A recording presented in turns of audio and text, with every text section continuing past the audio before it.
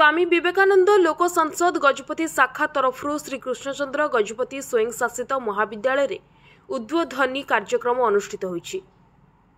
एही कार्यक्रम रे स्वामी विवेकानंद आशीर्वाद रे अनुप्राणित होई निज लक्ष्य हासिल करबा सह देश पई कार्य करबाकू छात्र छात्री को अतिथि माने प्रवर्ताइथिले।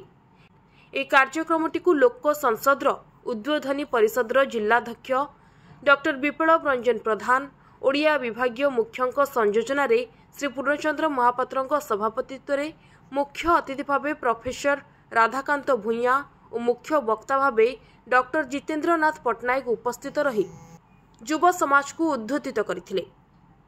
अतिथि वृंद स्वामी विवेकानंद आदर्श रे अनुप्राणित होई गुरुभक्ति देशभक्ति धर्म मार्ग और उचित कर्म मार्ग रे जाई समाज रे प्रतिष्ठित हेबा पई प्रेरणा देथिले। श्री अर्जुन जेना अतिथि अध्यापक प्रारंभिक सूचना देथिबा बेले सुश्री श्वेता पटनायक अतिथि अध्यापिका धन्यवाद अर्पण करथिले।